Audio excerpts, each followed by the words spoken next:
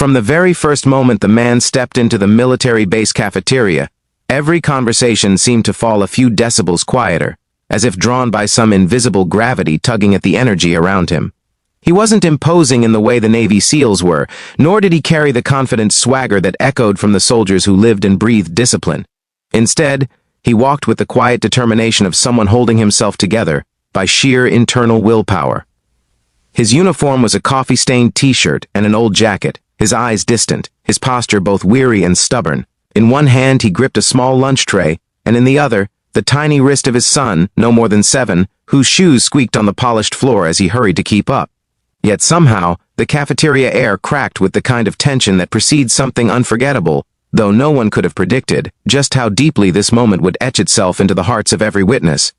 If you believe kindness, second chances, and humanity still matter, please take a moment to like, comment, share, and subscribe. It helps more people find stories like this one. The single father's name was Evan. He wasn't a soldier, nor a veteran, nor anyone who technically belonged among the hardened men and women who dominated this base. He was simply a civilian mechanic whose workshop sat just outside the gates. Today, he'd come to deliver an emergency repair request for an off-duty vehicle, a routine task, but scheduling overlap and a delay had left him stuck on base during lunch hour. With his son Liam in tow due to a last-minute school closure and no babysitter available, Evan had politely asked the guard if they could wait somewhere warm until the repair paperwork cleared. And so here he was, a tired man, carrying more invisible weight than anyone around him could know, trying to look composed while guiding his curious little boy toward a quiet corner. The cafeteria was massive, its walls vibrating with the thrum of military banter and the heavy bootsteps of men who'd seen things most civilians couldn't imagine.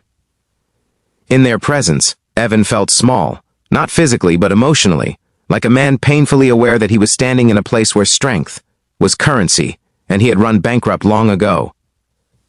What none of the soldiers knew was that Evan's wife had passed away just a year earlier, after a brutal illness that drained their savings and left him with sleepless nights and a child clinging to him as though he were the last lifeboat in a storm. Since then, every day felt like trudging through invisible mud, his heart stitched together with desperation and fatherly resolve. As he and Liam moved toward a corner table, a group of off-duty Navy SEALs, broad-shouldered, loud, and radiating the easy confidence of people who knew they were among the world's elite, noticed the unfamiliar face. One of them, known across the base for his razor-sharp humor and fearless personality, grinned as he nudged his teammates. The man, tall and built like a steel pillar, rose and strode toward Evan with a playful swagger. His intent wasn't cruel. If anything, it was the harmless, teasing soldiers often used to break monotony, the kind done without malice. But life has a way of turning even light-hearted moments into something far deeper when intersecting with the right story. As he approached, other soldiers perked up, sensing the incoming joke. The SEAL, known affectionately as Bear, sized up the slight, underfed civilian and smirked. In a booming voice that echoed across the cafeteria, he teasingly asked Evan what rank he held, demanding to know if a new commander had somehow slipped through without their notice. Laughter rippled through the room. It wasn't mean-spirited, at least not intentionally, but humor spoken loud in a room full of warriors can feel like judgment in the ears of someone who's been drowning silently for months. Evan froze, his son's small hand tightening in his. Around him, dozens of soldiers turned to listen, expecting an awkward chuckle, a humble shrug, maybe even a flustered explanation, but none of them were prepared for the truth that spilled from Evan's lips, or the way his words would slice clean through the laughter, leaving the whole cafeteria suspended in silence, as if someone had hit a mute switch. He took a slow breath, staring at the SEAL's joking expression before speaking with a tremor of humility, mixed with an unfiltered honesty that comes only from someone without the strength to fabricate anything anymore. Evan explained that he held no rank, no title, no position that deserved attention or humor. He said he was just a mechanic, trying to make ends meet. Then, with a heaviness that silenced even the clattering forks and trays, he revealed that the only rank he held was the one assigned by his little boy, the one given not through command but through sacrifice. He told them he was simply a father doing the best he could after losing the love of his life, piecing together a broken world for the sake of the child now hiding timidly behind his leg. The transformation in the room was instant. The laughter died mid-breath. The SEAL's grin faded as if someone had turned down the brightness behind his eyes. Conversations across the cafeteria fell silent. their tones shifting from amusement to a deep, reflective stillness. The air tightened, the weight of Evan's truth sinking heavily into every chest. What had begun as a harmless joke had run colliding into the reality of a man surviving on emotional fumes, a reality none of the soldiers had expected to be confronted with during a casual lunch break. Sometimes it takes only a moment, a handful of honest words, to align the hearts of strangers, and that is exactly what happened then. Bear, the joking seal, felt his throat constrict, the humor draining from his body like water through open fingers. He stepped back with the sudden understanding that his light-hearted jab had landed on a man carrying the kind of quiet battle no uniform could honor enough. The room watched as he squared his shoulders, softened his gaze, and nodded in solemn respect. From there, something extraordinary began to unfold, something almost invisible at first but gradually swelling into a wave that swept over the entire cafeteria. Soldiers who had rarely paused to consider the struggles of civilians found themselves moved by Evan's vulnerability.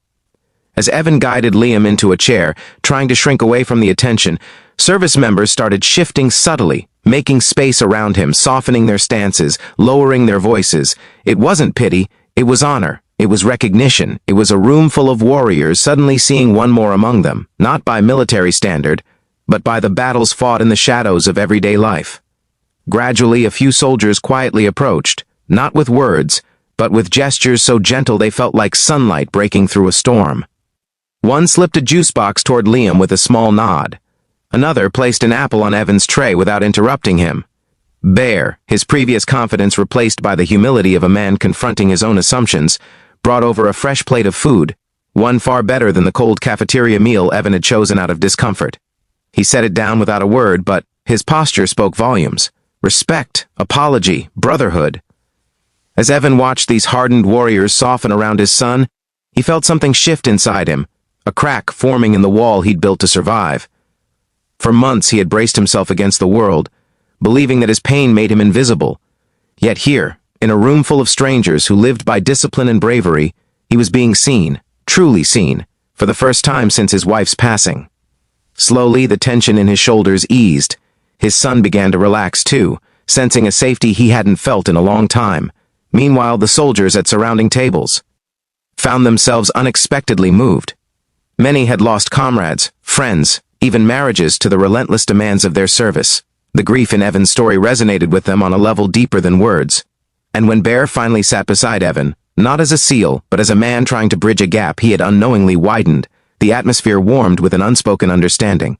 Moments like this have a way of lingering long after they pass, growing roots deep in the memory, and as the cafeteria slowly drifted back into motion, something had undeniably changed.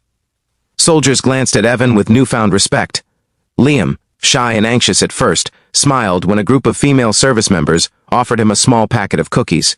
Evan's chest tightened with gratitude, overwhelmed by a kindness he had not expected nor felt worthy of receiving. Over the next several minutes, conversations shifted into something more meaningful. Some soldiers quietly shared pieces of their own stories with Evan, losses they carried, challenges they faced, battles fought at home.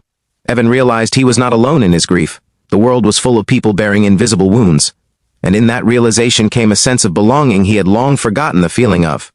By the time the repair paperwork was ready and Evan prepared to leave, he found himself surrounded by people who had begun the afternoon as strangers, but were now bonded to him by a rare moment of vulnerability and humanity. Bear clasped Evan's hand, squeezing it with a promise that needed no explanation. A few soldiers offered to help any time he needed support, whether for childcare, repairs, or simply someone to talk to. Evan felt the warmth of their sincerity ripple through him like a healing current. As he walked out with Liam's small hand swinging in his, he carried something with him that he hadn't felt in a long time. Hope. A hope strengthened not by grand gestures, but by the quiet, powerful assurance that goodness still existed in the world. That people still cared.